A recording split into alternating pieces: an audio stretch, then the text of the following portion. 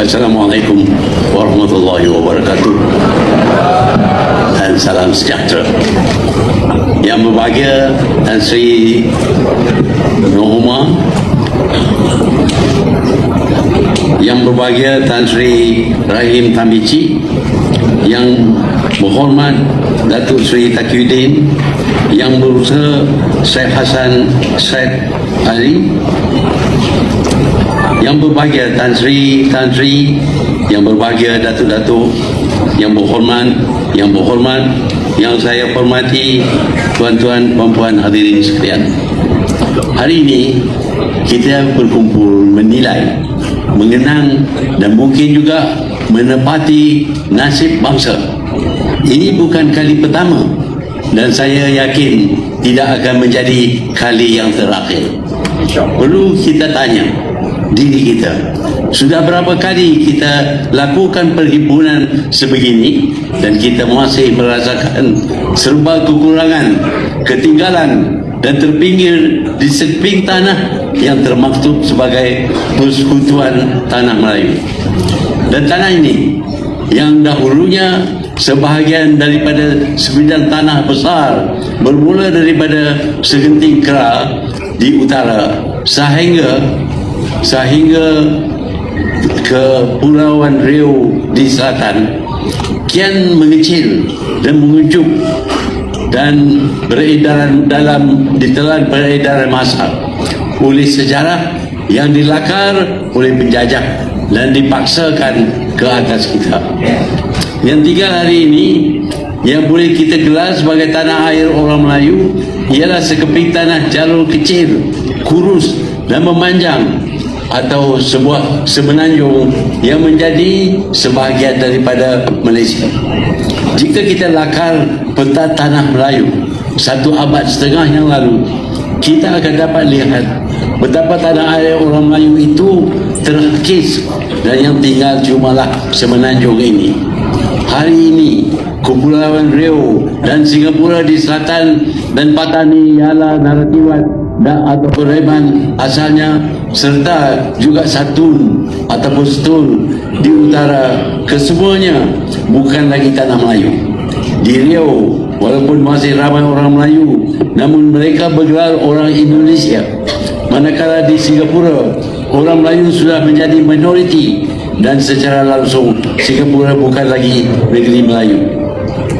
Di 4 negeri-negeri Melayu yang diserah kepada Siam oleh British, majoriti penduduknya adalah orang Melayu yang beragama Islam, namun mereka orang Thai, kerana itulah dasar kerakyatan dan tuntutan kebangsaan Thai. Kita boleh menyesali diri kerana kehilangan negeri-negeri tersebut, tetapi kita tidak akan berupaya untuk mendapatkan mereka kembali. Namun begitu, kehilangan mereka harus menjadi contoh dan ingatan kepada kita bahawa jika ia boleh berlaku pada masa dahulu yang tidak begitu lama, dan ia akan berlaku kerana kita alpa, kita lalai dan kita tidak ingat kepada sejarah. Tuan-tuan dan puan-puan yang saya hormati, orang Melayu mungkin tidak sedar atau tidak kisah bahawa usaha untuk menghilangkan bangsa Melayu sebagai bangsa teras sedang berjalan. Pertamanya, apabila negara ini digelar sebagai negara berbilang kaum dan bukan lagi negara Melayu dan Bumiputera, usaha-usaha ke arah menghakis identiti Melayu sebagai bangsa teras. Kita mengakui daripada segi kependudukan ataupun demografi, Malaysia adalah sebuah negara berbilang kaum. Tetapi apabila konsep berbilang kaum itu dijadikan falsafah negara, maka Melayu dan Bumiputera itu bukan lagi menjadi bangsa teras. Di atas kefahaman sedemikian, maka orang Melayu didesak supaya menyatakan sama ada mereka Malay first ataupun Malaysian first, atau sama ada kita seanggap diri kita Melayu ataupun Malaysian dahulu. Apabila kita katakan kita Malay first, maka kita akan dikecam sebagai rasis dan tidak bersemangat kebangsaan. Pertamanya, soalan sedemikian adalah satu penghinaan kepada orang Melayu sebagai bangsa yang membuka dan meneroka negara ini. Keduanya, Melayu dan Malaysia itu satu penyatuan. Malaysia itu wujud kerana Melayu, dan jika dia orang Melayu maka dia adalah rakyat Malaysia. Konsep Melayu sebagai bangsa teras diabadikan melalui perlembagaan menerusi Perkara 153. Setelah terbentuknya Malaysia, maka Bumi Putera Sabah dan Sarawak turut dimeterai sebagai bangsa teras Malaysia secara keseluruhan, dan bangsa teras itu untuk Sabah dan Sarawak.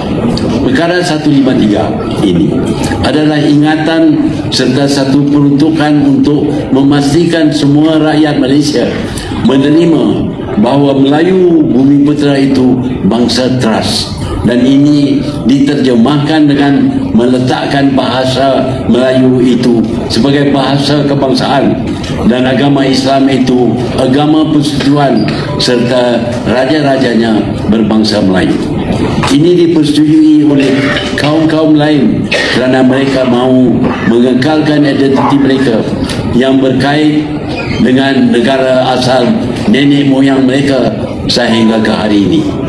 Ini berlaku kerana mereka juga tidak menerima konsep di mana bumi dipijak, di situ langit dijunjung. Walaupun orang Melayu telah memperlihatkan sifat murah hati dan menerima mereka menjadi rakyat Malaysia, mereka masih ingin mengekal identiti mereka dengan negara asal mereka. Malahan mereka menubuh parti-parti politik berasaskan kaum negara asal mereka, dan ini berlaku sejak sebelum merdeka lagi. Begitulah sikap perkauman mereka yang mahu membeza diri mereka dari penduduk asal dan masih mahu dikaitkan dengan negara asal mereka dan bukan negara yang telah memberi mereka kerakyatan dan tempat mereka meraih kekayaan yang berlipat ganda. Itulah tujuan Lee Kuan Yew apabila menonjolkan Malaysia. Maksud tersiran dan tersuratnya adalah untuk mengambil alih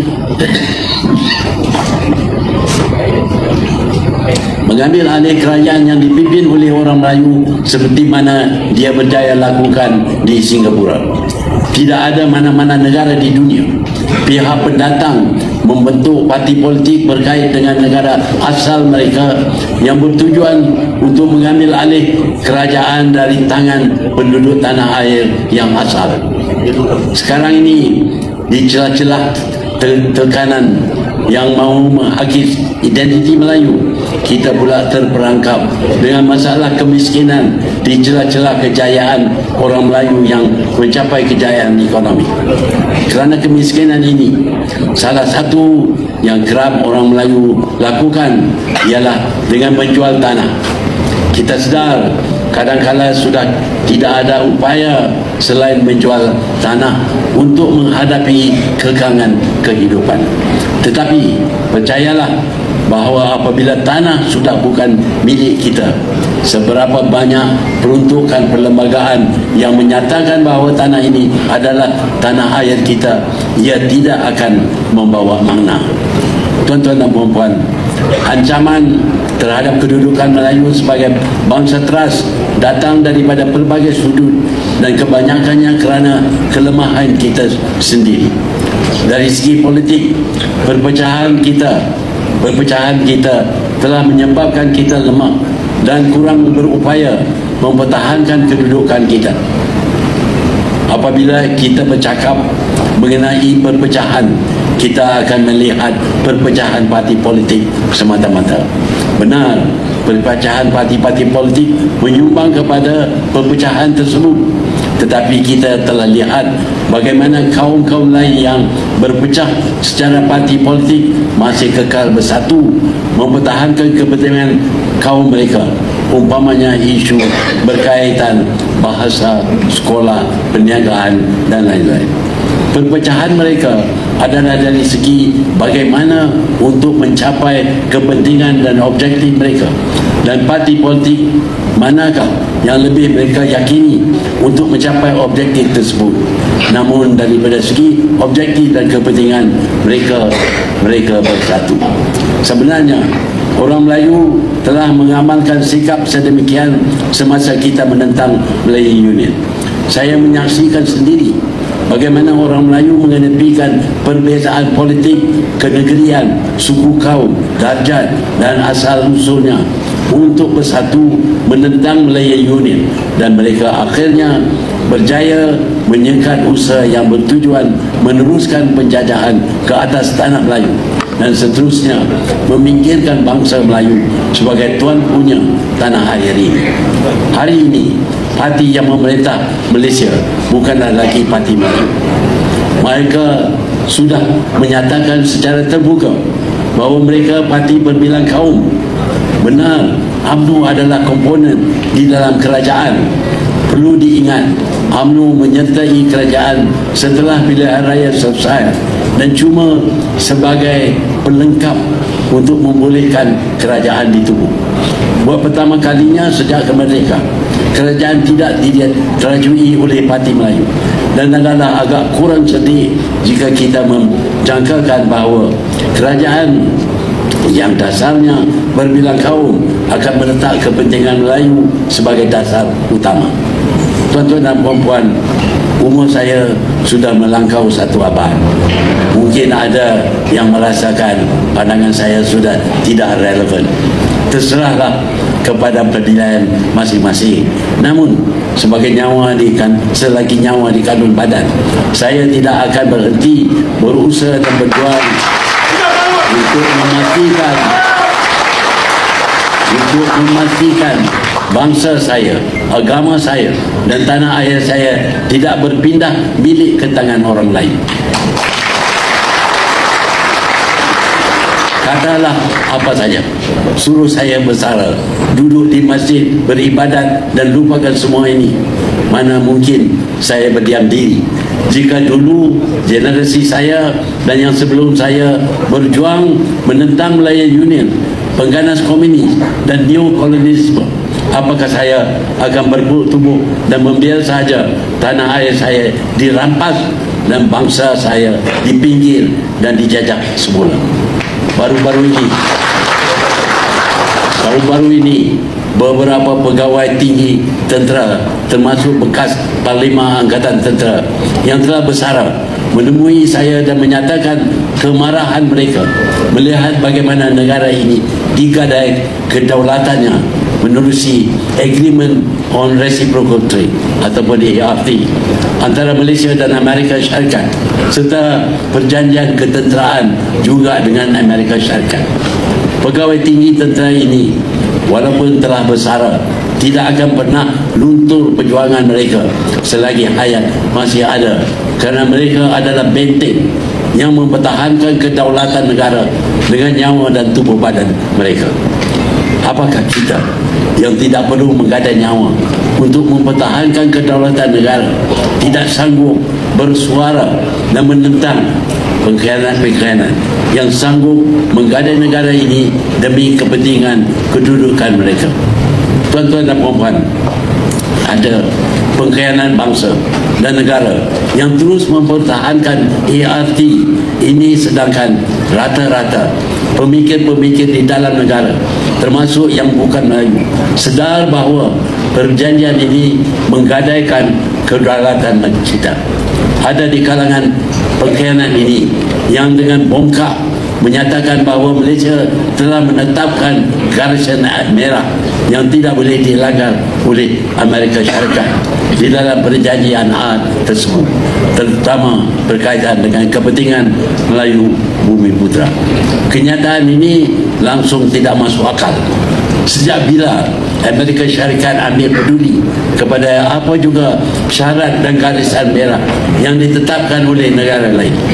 Ketetapan oleh Pertubuhan Bangsa-Bangsa Bersatu pun, organisasi paling tinggi di dunia, dilanggar dan ada kalanya dipijak-pijak oleh Amerika Syarikat. Tiba-tiba Amerika akan hormati kepada syarat dan garisan merah yang ditetapkan oleh pengkhianat Malaysia. Selagi garisan merah dan syarat-syarat itu tidak menguntungkan Amerika, mereka telah bukti zaman berzaman mereka tidak akan peduli. Tuan-tuan dan puan-puan, saya dituduh cuba menakutkan rakyat berkaitan dengan ART ini. Benar, rakyat dan orang Melayu terutamanya perlu takut dengan penjajahan semula. Dulu kita berjaya menentang Malayan Union yang cuba dipaksakan ke atas kita. Kali ini dengan cara yang sama, ART yang semacam Malayan Union kedua dipaksakan ke atas kita oleh Amerika Syarikat. Seperti semasa Malayan Union kali pertama, wujud pengkhianat bangsa yang mempertahankan British dan mahu terus kekal dijajah. Kali ini ART ataupun Malayan Union kedua ini disokong oleh pengkhianat bangsa kita sendiri. Betul, rakyat perlu takut, tetapi bagi saya yang sebenarnya lebih takut ialah pengkhianat bangsa yang kini sedar bahawa kita tahu apa yang mereka telah lakukan, iaitu bersekongkol dengan penjajah dan membuka pintu untuk mereka menjajah kita kembali. Tuan-tuan dan puan-puan, cabaran yang kita hadapi kali ini bukan kecil, dan hanya jika kita bersatu dan bersama-sama barulah kita berupaya menentang segala usaha dan ancaman untuk menyerah kedaulatan negara kepada penjajahan baru. Saat ini tidak ada beza dengan perjanjian Malayan Union. Apabila kita serahkan kedaulatan, ia akan menghakis hak Melayu dan bumi putra, menggenepi kedaulatan raja-raja Melayu serta negeri-negeri yang bergabung di dalam persekutuan.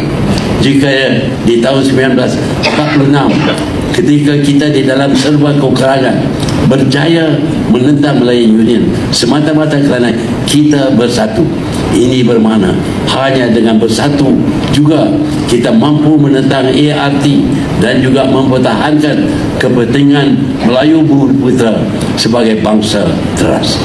Walaupun suan saya telah diejek dan dihina sebelum ini, saya tetap menyeru kepada orang Melayu untuk kembali bersatu dan pertahankan kedudukan kita sebagai bangsa teras negara ini.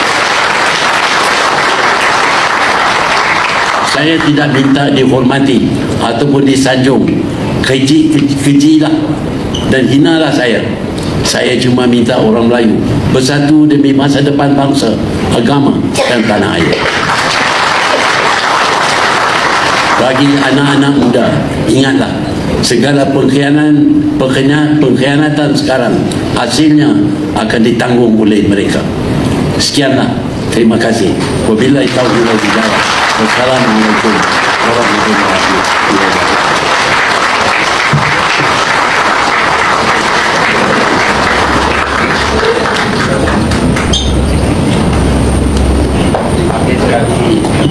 Hari ini dalam Konvensyen 153 ini kita lancarkan AKU, Aku Janji Orang Melayu. Asal kita Islam, kita Melayu, kita wajib menandatangani Aku Janji ini. Kita akan turun ke semua pelosok negara untuk mengajak orang Melayu bersama-sama kita bersatu hati atas nama payung besar orang Melayu.